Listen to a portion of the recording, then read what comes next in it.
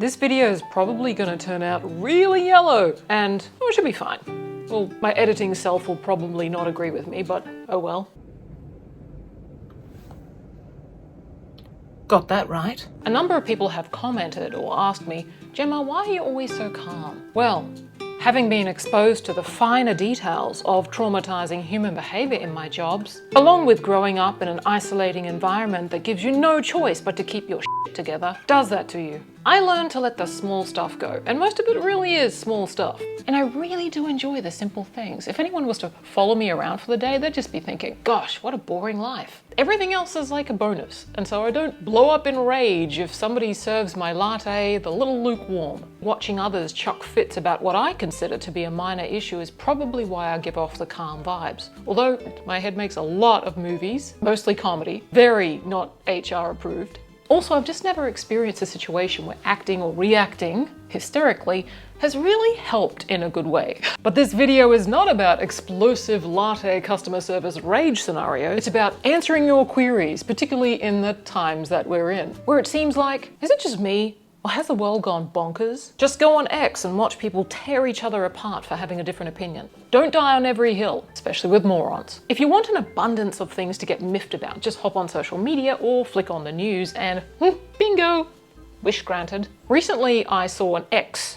Somebody X'd? This was coming from somebody who I thought was rather level-headed about things, but turns out they wrote words effectively that said, if you don't agree with XYZ opinion, then you deserve to have a specific disease-ridden corpse thrown through your window. This is why I sold my television and this is not my home. Clearly, look, it doesn't look like a hospital or somebody who's living in a box studio in Sydney and paying exorbitant rent. Anyway, I'm digressing. This is why I haven't watched the news for over 15 years and I feel great. And it's not like I've missed anything either. Even if you don't actively watch the news, somehow you still know what's going on because you can't help but show up to work and somebody's blabbing on about the latest story that you can go down a rabbit hole in and feel depressed about and utterly powerless and frustrated and then grow a kidney stone and walk away and feel disenfranchised about life. I also rarely engage in social media deliberately, except for here with you lovely subscribers. Thank you for watching, because this has been an uplifting experience for me, so I continue to engage in it. You've all been so fun and intelligent and funny. The Raw Rachel, thank you so much. And Michael for your suggested walking video. See, this is the uplifting stuff. What's that phrase? Gandhi or Batman or Michael Jackson said, be the change you want to see. It's very cliche, but it is so true. All you can do is focus on what you can do. You could spend all day finding problems in the world to think about. It's endless. It'll never end. Social media has been catastrophic, especially among young people, especially among young women. The case is closed, right? And the work, the data they've got on this, the studies they've collected on this show that this was just inflecting, which lowered happiness in different ways. I mean, Twitter creates more hatred and contempt in our culture. Instagram, it creates social comparison, which is the thief of joy. I mean, they're unhappiness machines. And obviously, you can use them in a way that doesn't denigrate your happiness, but most people don't.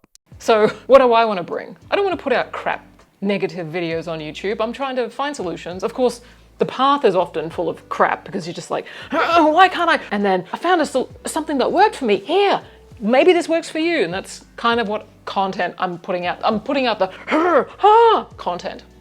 Should be the name of this channel. But I have definitely found that social media is something that I have to be intentional, specific, and very focused on if I do engage in it. Otherwise, turn it off. Except for this channel. Please don't turn off this channel because it's a public service, effectively. I'm offering medicinal grade positivity that's steeped in truth, good doses of dark humor to highlight the hilarity to humanity.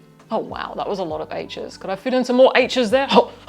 We all have emotions, and I realize we do react to things. It's sometimes hard to control once that horse has bolted out the gates. It's like, of course, if you don't have any sensitivity at all, then you might be a sociopath. But there is a balance and a choice when it comes to engaging and hanging on to emotions. Picking your battles and conserving your energy rather than squandering it on lost causes really helps you keep emotionally centered. I mean, reacting is like riding the slippery dip to hell. And then when one person is triggered, it's kind of like watching wildebeest, you know. Frank the gazelle goes down to the watering hole and sees a crocodile, freaks out, all the other wildebeest are freaking out, and then before you know it, there's a stampede going nowhere. That's what responding feels like. You know, somebody else is triggered, then you're triggered, and it's like, oh my gosh, can we somehow manage to let this go? Yes, we can. And we're going to have knee-jerk reactions for the rest of time. It's just catching them a little earlier and not running the whole gamut with them. When you hear that voice in your head, you're like, geez, I'm sick of myself. I'm having the same reaction again to the same situation or the same problem. I'm so tired of myself.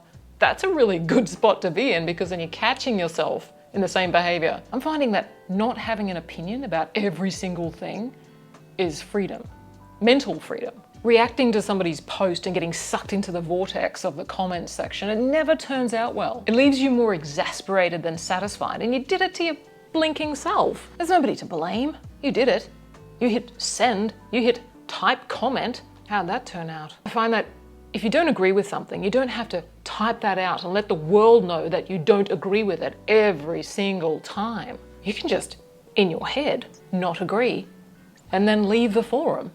You don't have to announce it. It's not your responsibility to help people out at all times or to point out the fact that they're acting like morons. I think even Jesus left the village to get some quiet time alone. So if the divine dude with powers to heal the sick needs a freaking break, then I think it would be wise to follow suit. Sometimes we're just asking for it.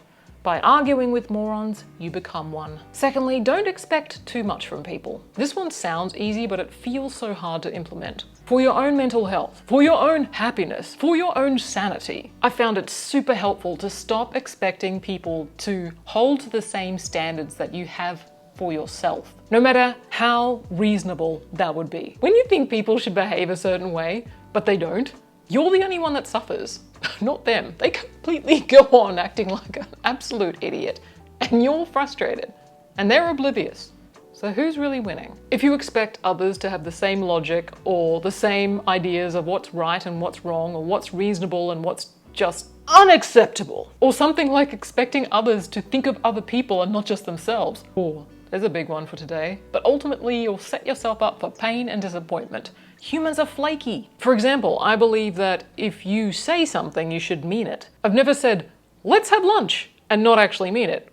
I actually follow up with that. Weird, right? But to me, it's just a waste of words and a waste of breath to make empty statements to somebody. And I find it terribly misleading to another person to waste their time and encourage somebody else to believe a falsehood. It just makes I don't understand that. But I learned, thanks life, that not everybody thinks this way. And that's the absolute gap of suffering, you know, where this is how you think things should be.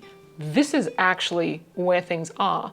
And this gap is where you suffer. So don't expect so much. And also just leave people.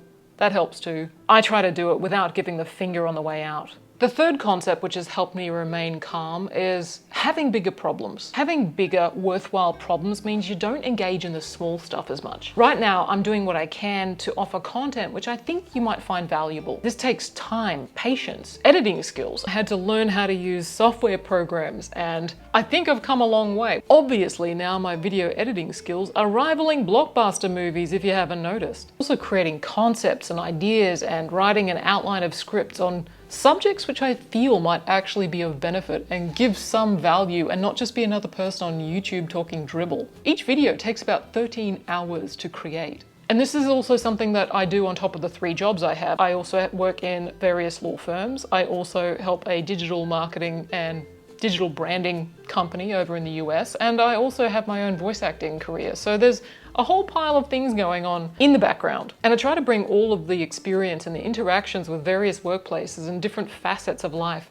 bring that to the table, because I don't want you to reinvent the wheel. If you can get one little piece of what I'm saying and it makes your life better, then yay, win. So having a bigger picture actually helps me ride the bumps. You know, you do get comments from people that aren't quite supportive, I guess you could say, and that's just life. Not everyone's going to see things the same way, but so long as people are tactful about it, I don't mind disagreement. I don't mind somebody not seeing the world the same way I do. It's easy to get caught up and feel really upset about comments, and I know that I still get affected. Well, I get deeply affected by comments and learning to moderate that myself. Having something bigger to aim for has saved me from getting caught up in a lot of the day-to-day stuff that does happen. Before I respond to comments, I usually think, is this something that actually needs my response? Or can I simply ignore it? Or do they just want to hijack the comment section to affirm their addiction to the chemicals of stress and prove how right they are? Now, just nerd out with me for a little bit, because I've been recently learning that emotions or stressful